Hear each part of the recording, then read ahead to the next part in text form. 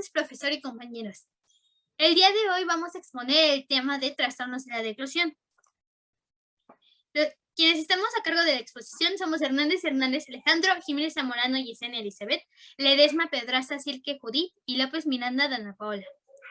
Vamos a empezar con el concepto de la palabra, con el concepto de la patología y más que nada vamos a definir su etiología. Vamos a empezar con qué es un trastorno. Un trastorno va a ser una alteración en las condiciones normales de nuestro organismo, o mejor dicho, algo que no nos permite que nuestro organismo funcione naturalmente. Esto nos tiene que, para considerarse un trastorno, tiene que ser algo que nos afecte en nuestro día a día o en nuestras actividades diarias. También vamos a tener lo que va a ser el concepto de deglución, que va a ser los mecanismos que va a seguir nuestro organismo para ayudarnos a llevar el alimento desde la cavidad bucal o desde la boca hasta el estómago. Es así como un trastorno de la deglución se puede definir como una alteración en el proceso natural o normal para llevar el alimento de nuestra boca hasta nuestro estómago de manera que nos afecte en nuestro día a día o en la forma en la que consumimos comida diariamente. Para poder realizar correctamente la deglución vamos a necesitar de diferentes órganos. Los labios para hacer los movimientos, la lengua que nos va a permitir mover el polvo alimenticio de un lado al otro, la mandíbula que nos va a permitir hacer el movimiento para masticar, el paladar, ya que va a ayudarnos, tanto la lengua como el paladar nos van a ayudar a iniciar el proceso de deglución con los receptores, la epiglotis, que nos va a ayudar a proteger nuestro sistema respiratorio, la tráquea superior, la nasofaringe y la orofaringe, todo esto para el trayecto de la comida. El inicio de la deglución de los receptores, como anteriormente mencioné, localizados en lo que va a ser la lengua, el paladar blando, la úvula, la pared posterior de la faringe y la laringe. Todas estas secciones van a estar controladas por lo que va a ser el sistema nervioso central. Hemos de resaltar que en la deglución, uno de los principales trastornos o uno de los que se destaca va a ser la disfagia. La disfagia va a ser una imposibilidad a la hora de tragar los alimentos, a la hora de morderlos, lo que nos va a causar dificultades, imposibilidades o muchísimos problemas a la hora de tragar el bolo alimenticio. Y cuando ya es un trastorno muy grave, una disfagia muy grave, se procede a buscar vías alternativas para la nutrición. Por ejemplo, poner la sonda gástrica para podernos alimentar. Ahora vamos a tener diferentes factores que van a alterar la deglución. De ellos vamos a encontrar el volumen, principalmente el volumen con el tamaño del bocado que nos vamos a comer. La viscosidad del alimento también tiene mucho que ver. En el caso de que sea líquido, va a ser mucho más fácil que se nos vaya hacia la cavidad respiratoria, bueno, hacia el aparato respiratorio y que nos podamos ahogar. En el caso de los sólidos, la complicación que puede tener va a ser a la hora de pasar a la tráquea si no lo masticamos correctamente. La temperatura tiene que ver porque los alimentos calientes van a pasar con mayor facilidad que los fríos. Los fríos van a causar por lo general un poco de inflamación. La edad tiene que ver con el detalle de la masticación, sobre todo, porque no va a ser lo mismo que un bebé que no tiene dientes y que un adulto mayor que tampoco tiene dientes para formar correctamente el bolo alimenticio, que una persona que todavía tiene sus dientes. La postura es importante, ya que depende de la postura que tengas, vas a tener tu tracto correctamente acomodado y el bolo alimenticio va a poder pasar con mayor facilidad. Y algunos fármacos también van a influir en este proceso. Muy buen día a todos. Yo les voy a platicar sobre la clasificación de estos trastornos. Y es que de acuerdo a la fisiología de la deglución se distinguen dos tipos. El primero de ellos va a ser nuestra disfagia orofaringea, la cual nos habla de la dificultad que se da en el pasaje del alimento. Este se produce desde la boca a nuestro esófago superior. Los líquidos son los que más causan esta situación y se suele asociar a una enfermedad neurológica, en especial al accidente cerebrovascular. Desde un punto de vista ya más clínico, se caracteriza porque el paciente refiere la dificultad para iniciar la deglución y porque esta última se asocia con una regurgitación nasal, vamos a encontrar tos, neumonías aspirativas y esta sensación de ahogo por la aspiración del bolo alimenticio. Entonces, esta inhabilidad para masticar propulsa la comida hacia la faringe. Vamos a observar babeo y una dificultad para iniciar el acto de la deglución, como se los menciono. Y esto es pues nuestra primera pista para poder diagnosticar. También sugiere la necesidad de repetir el acto de deglución para que el vuelo alcance el estómago. En los casos ya más graves, el paciente pues no puede deglutir la saliva y entonces presenta algo que se llama cialorrea, que es esta retención de saliva abundante en la cavidad oral. Entonces los episodios de tos durante la comida van a indicar una aspiración traqueobronquial que va a ser concomunicante con lo que les acabo de mencionar. Por lo general, el paciente va a señalar la garganta como sitio donde se detiene el pasaje del alimento, pero esto también se puede observar con la disfagia esofágica, la cual hablaremos más adelante, pero pues hay que mencionar que estadísticamente solamente el 75% de los pacientes van a localizar correctamente el sitio de la obstrucción. Pero bueno, ahora sí, hablemos sobre esta disfagia esofágica.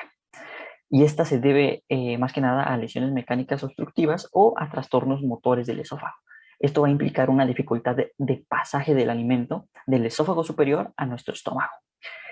No se acompaña de una regurgitación nasal, tos o neumonías aspirativas como era en el caso anterior, y es que el paciente aquí va a localizar el síntoma en la región retroesternal o epigástrica. Otros síntomas son el dolor torácico, la regurgitación tardía de la comida que no se digiere y la odinofagia, que es este dolor al tragar. Los pacientes con una obstrucción mecánica primero van a experimentar esta disfagia para los sólidos, que va a ser concurrente, es una disfagia predecible y progresiva. Cuando el trastorno es motor, la disfagia es tanto para los sólidos como para los líquidos. Entonces, esta ya se convierte en una disfagia episódica, va a ser impredecible y no va a ser progresiva, o bueno, en todo caso, va a progresar muy lentamente. Y cuando hay una impactación de comida en las formas motoras, el paciente pues, puede recurrir a maniobras para facilitar el paso, como elevar los brazos, repetir el acto de deglución, tal vez caminar un poco, pero en el caso de las disfagias mecánicas, frente a una impactación, muchas veces lo único que va a aliviar al paciente va a ser la regurgitación completa del alimento. Esto es todo por ahora, vamos a continuar con la etiología. En la parte de lo que es la etiología, tenemos o sabemos que las principales causas de lo que son estos trastornos son los tumores del eje faringoesofágico y también las afecciones neurológicas que pues, vamos a poder observar con frecuencia ante un trastorno sintomático de la deglución. Las dos exploraciones etiológicas que van a permitir la detección tumoral son la exploración otorrinolaringológica y también la fibroendoscopía esofágica. Y bueno, los trastornos de la deglución de causa orofaringea son consecuencia de alteraciones de las estructuras anatómicas y también de los mecanismos fisiológicos que están implicados en las fases tanto oral como faríngea de la deglución. Y bueno, estas alteraciones comprenden tanto causas locales o enfermedades sistemáticas, ya sean orgánicas o funcionales. Y bueno, la importancia de la identificación va a ser, ya, bueno, porque determina el hecho de que para algunas personas, o sí, para algunos casos, sí va a haber tratamiento específico y efectivo. Y bueno, más general, las causas de los trastornos de la deglución son las enfermedades del sistema nervioso central, como pueden ser accidentes vasculares cerebrales, demencias o Parkinson, entre otras, lesiones de los pares cerebrales que dominan el mecanismo de la deglución, también enfermedades musculares, como pueden ser atrofias o miastenia gravis, o también por lesiones locales, como pueden ser tumores, quemaduras, o también por radioterapias químicas. Bien, ahora en la parte de la fisiopatología, pues tenemos que comprender que la deglución es un proceso demasiado complejo y este va a exigir que haya una coordinación perfecta de varios grupos musculares, tanto de la boca como la faringe, la laringe y el esófago, y pues estos tienen una rica inervación en la que interviene el centro de la deglución y también los pares craneales como lo son el 5, el 7, el 9, el 10 y el 12. En esta parte podemos distinguir tres fases en la deglución que están perfectamente coordinadas. Tenemos la oral, la faríngea y la esofágica. Bien, ahora, como podemos ver en la imagen, vamos a ir como por partes. La fase oral integra tres acciones básicas, que son la masticación, la formación del bolo alimenticio y su propulsión y paso a la faringe. Después sigue lo que es la fase faríngea, y en esta va a estar constituida por una serie de procesos que van a estar muy coordinados de manera secuencial, empezando por el cierre de la nasofaringe mediante el velo del paladar, la elevación y el cierre de la laringe, así como la apertura del esfínter esofágico superior y la contracción de parte de la musculatura faríngea. Todos estos procesos van a hacer posible el paso del bolo al esófago, a la vez que impiden su entrada a la vía aérea y su reflujo hacia la nariz. Es decir, supone una transformación de la orofaringe que pasa de ser una vía respiratoria a ser una vía deglutoria, mediante la apertura de la entrada hacia el esófago. Y pues en esta parte la fase esofágica ya después va a posibilitar que el vuelo alcance el estómago gracias a la contracción peristáltica del esófago y también a la relajación coordinada del esfínter esofágico inferior. Y bueno, el desplazamiento del vuelo alimentario desde la boca a la faringe va a ser un acto voluntario, mientras que los siguientes pasos que van a mencionar mis compañeros son involuntarios. ¿Qué más puede generar trastornos aparte de lo ya antes mencionado? Vamos a encontrar muchas cosas que pueden causar trastornos, algunas más comunes que otras. Entre ellas va a ser la alteración de la motilidad lingual. Posee una serpiente, ya que es como una referencia, ya que esto se debe a que la lengua de repente avienta la comida o el bolo alimenticio de golpe. La insuficiencia del velo paladar, que va a facilitar el flujo nasal de los líquidos o alimentos y va a generarnos como moco, o vamos a generar demasiada saliva, o no vamos a tener bien la masticación, de modo que no vamos a poder generar correctamente el bolo alimenticio. Dicen mis compañeras, vamos a hablar sobre las alteraciones orgánicas que van a afectar principalmente la vía aerodigestiva. Estas alteraciones orgánicas se van a dividir en dos, las intrínsecas y las extrínsecas.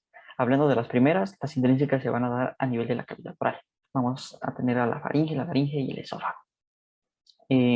Las alteraciones congénitas se van a dar debido pues, a malformaciones con afectación en las diversas estructuras implicadas en la deglución. También vamos a encontrar procesos inflamatorios que pues, pueden aparecer en distintos niveles y por diferentes causas.